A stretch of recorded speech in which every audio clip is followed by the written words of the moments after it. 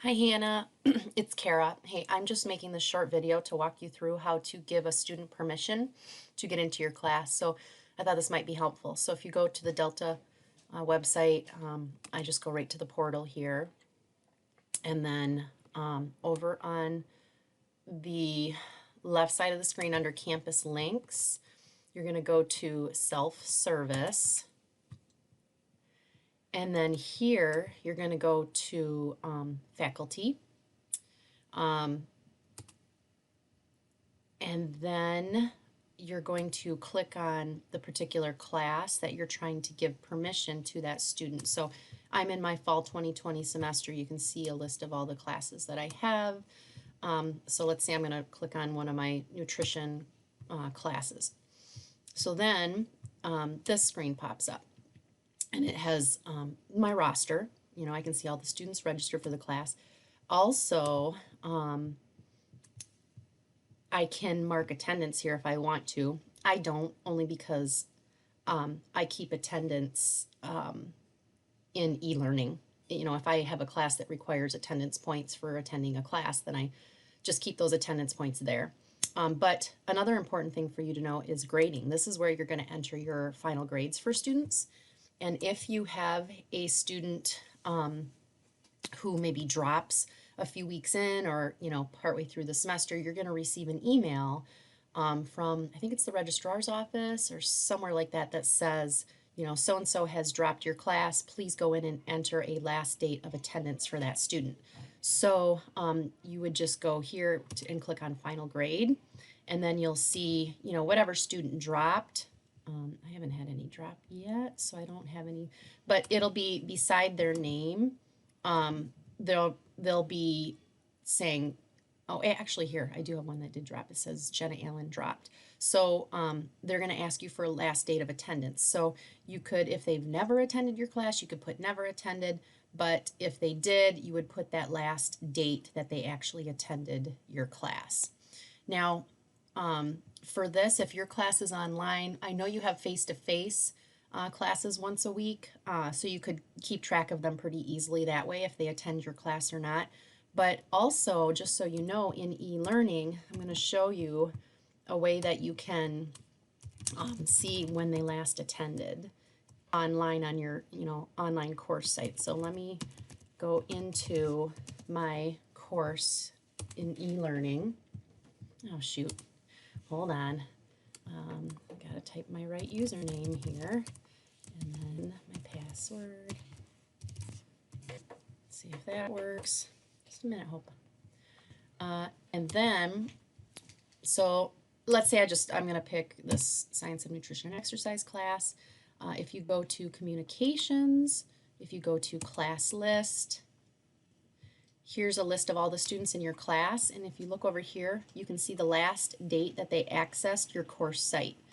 So, you know, even though your student might not have attended your last face-to-face meeting, you can always go here and see the last day that they attended, you know, your online class and they visited your course site. And so anything, you know, I always just go to here to see when the last date is that they actually went into my course site and looked at my stuff. So there's a couple ways that you can find out their last date of attendance.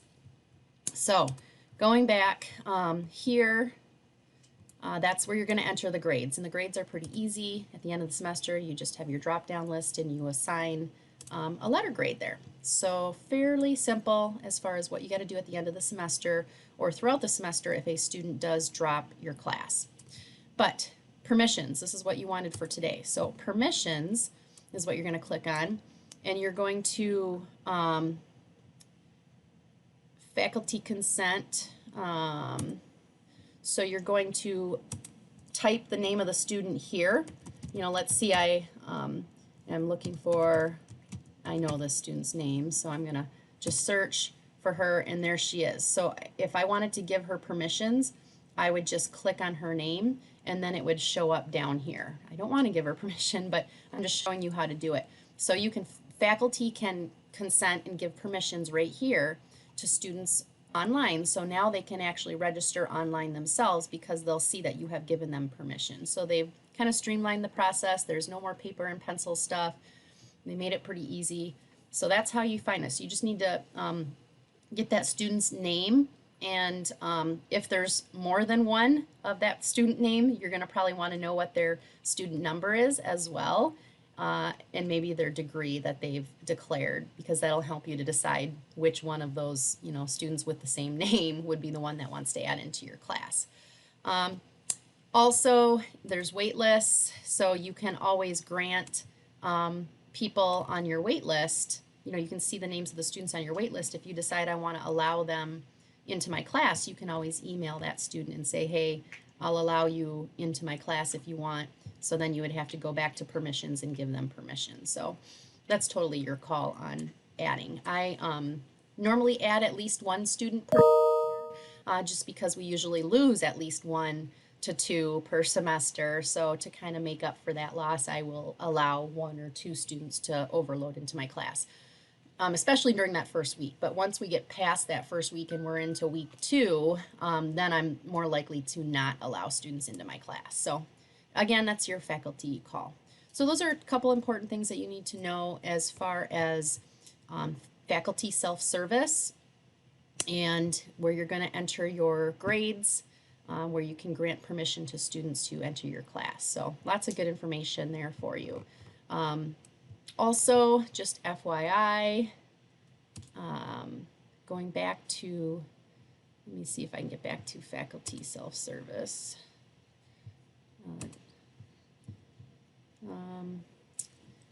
It's not letting me go back. Let me go this way. So I'm going to go back to the portal real quick, and I'm going to go back to self-service. Also, under employee is where you find, tax information. If you wanted to have e-file of your tax information, you can do that there. I'm trying to think what else is under this particular portal that is something that you might need. I think that's really the main thing. I think you're supposed to be able to see your earning statements under here, but right now it doesn't look like they have everything up. So maybe it's just not up and ready yet. But you don't need to worry about that right now. So the main thing was how to grant permission to a student to enter your class. So go to self-service, go click on faculty, and then click on the particular class that you want to add the student. And then you also now know how to enter your grades. So if you have any questions, let me know. Have a great weekend. Bye.